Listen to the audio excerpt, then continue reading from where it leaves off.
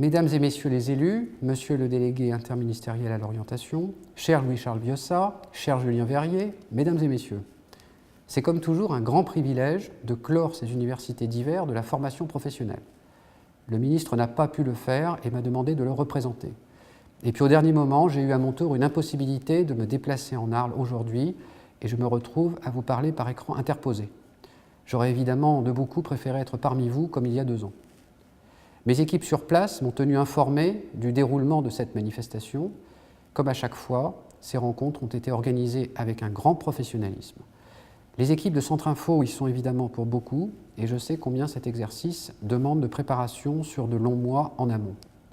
Et une fois de plus, ces efforts sont récompensés, l'affluence est au rendez-vous, les débats ont été très riches, très animés, décontractés et studieux à la fois, comme il se doit.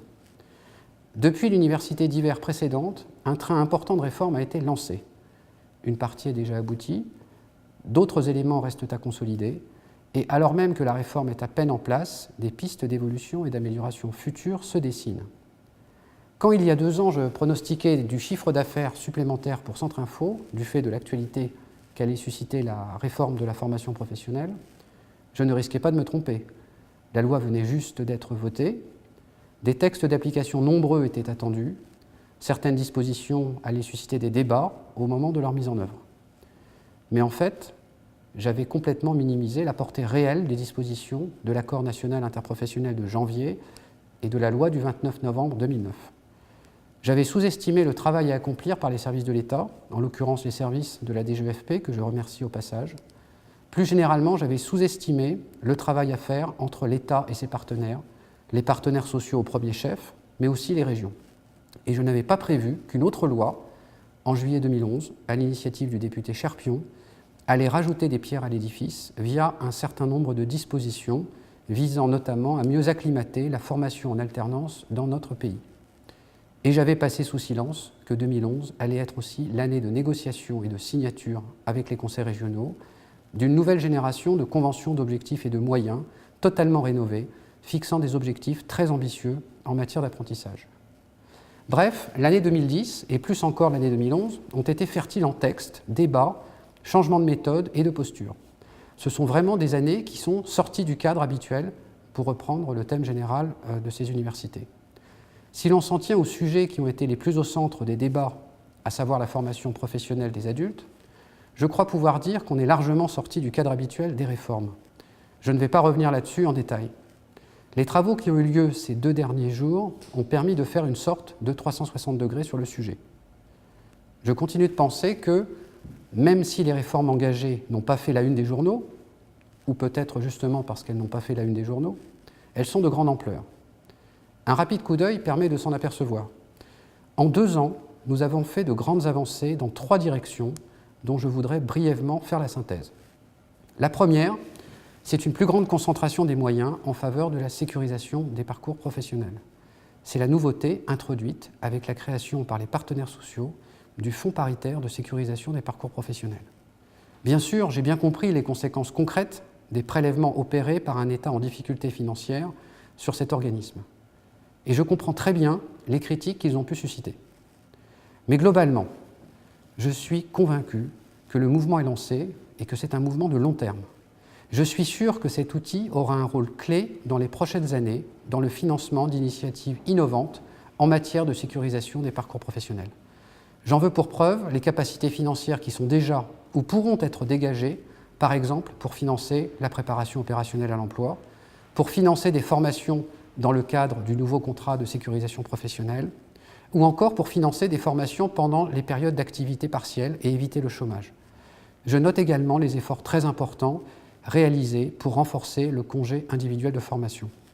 À travers cet outil, le système de la formation professionnelle consacre davantage de ressources permettant aux chômeurs de rebondir et d'offrir à des salariés fragilisés par la crise des possibilités de s'adapter avant qu'il ne soit trop tard. Le deuxième élément marquant, c'est la réforme des OPCA. Il y a bien sûr les effets mécaniques du relèvement du seuil minimum de collecte. Il en est résulté des effets très structurants. Constitution d'OPCA ayant une plus grande surface financière, économie d'échelle prévisible, plus grande cohérence renforcement de la dimension interprofessionnelle et interbranche, à une époque où les mutations économiques réclament davantage de passerelles entre les secteurs et de financement de compétences transférables. Mais cela va beaucoup plus loin que ce regroupement. On termine l'année 2011 avec des OPCA confortés, avec une gouvernance renforcée, des circuits de décision plus clairs et plus transparents, avec des engagements précis en matière de frais de gestion. Ces points concernent d'ailleurs aussi bien les OPCA de branche ou interpro que les fonds GESIF. La mutualisation des fonds entre branches et entre les entreprises, petites et grandes, va devenir beaucoup plus forte. Dans le même temps, les OPCA, justement parce qu'ils ont la masse critique, ont pris des engagements en matière de services rendus aux entreprises. Quant à l'État et au rôle qu'il a joué dans cette affaire, beaucoup a été dit. Il y a eu quelques critiques qui reposaient soit sur des malentendus, soit, il faut bien le dire, sur des analyses juridiques un peu fantaisistes. C'est vrai aussi que l'action de l'État a parfois pu mettre en évidence certaines libertés prises par le passé avec la réglementation. Et un État qui agit et qui bouscule un peu les choses, c'est toujours un peu perturbant dans un premier temps. Mais pour dire les choses simplement, l'État s'est positionné là où il devait être, c'est-à-dire en régulateur. Il ne s'est jamais immiscé dans les politiques de formation des branches, pas plus que dans le grand mercato des regroupements. Il s'est assuré que la réglementation était respectée, que les engagements nécessaires étaient pris, par exemple dans le cadre des conventions d'objectifs et de moyens ou des agréments. Il vérifiera bien entendu que ces engagements seront bien tenus. Vous pouvez compter sur la DGEFP. Le troisième volet n'est pas un défi moins considérable. C'est un ensemble de mesures visant, pour résumer, à rapprocher les actifs, qu'ils soient jeunes, salariés ou demandeurs d'emploi, du monde de la formation professionnelle. Orienter, informer, construire des parcours. Mettre les actifs au cœur du système, en quelque sorte. C'était déjà une thématique assez prégnante de votre université d'hiver il y a 2 ans. C'est plus que jamais un sujet d'actualité et beaucoup reste à faire. C'est le sens des chantiers qui ont été lancés à travers le portail orientation-formation, le portail de l'alternance. C'est le cas également de la constitution progressive, sous l'égide du DIO, de sites labellisés, dédiés à l'orientation et qui présentent une offre de services de qualité. Voilà pour les 3 grands axes de réforme auxquels, pour être exhaustif, il aurait fallu rajouter toutes les mesures prises depuis 2 ans en faveur de l'alternance dont nous commençons à recueillir les fruits. Mais je ne crois pas sortir du cadre de cette université, bien au contraire, si je vous dis qu'il faut aller plus loin. Bien sûr, puisqu'un pas important vient d'être franchi, pourquoi commencer à penser à la suite ?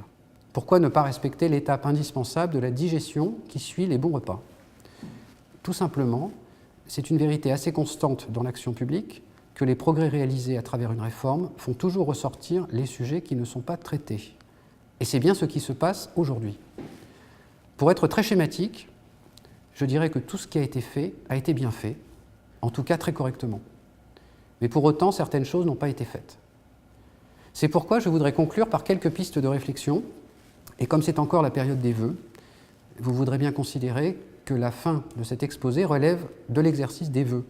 Pas des vœux pieux néanmoins, des vœux très laïques, très concrets, sans doute même assez réalistes. Sans viser à l'exhaustivité, ils sont pour l'essentiel au nombre de 3 qui sortent du cadre actuel de la réforme. Le premier, c'est de mettre un peu plus de cohérence et de clarté dans un système qui est aujourd'hui éclaté entre multiples financeurs, prescripteurs et acteurs. Que chacun, conseil régional, partenaires sociaux, Pôle emploi, État, ait une légitimité ne justifie pas une telle complexité. Le cas le plus extrême est celui de la formation des demandeurs d'emploi. Je caricature à peine si je dis qu'en la matière, chacun crée ses propres dispositifs, plus ou moins bien articulés avec ceux du voisin. Mais globalement, et sans vouloir incriminer personne, le résultat n'est pas très probant, et c'est un euphémisme. Le nombre d'entrées en formation est insuffisant tant au regard des besoins des entreprises qui peinent à recruter que des besoins des chômeurs en reconversion. Les procédures restent complexes et trop longues. Il faudra bien un jour simplifier tout cela et aboutir à une répartition des compétences et des process plus efficaces.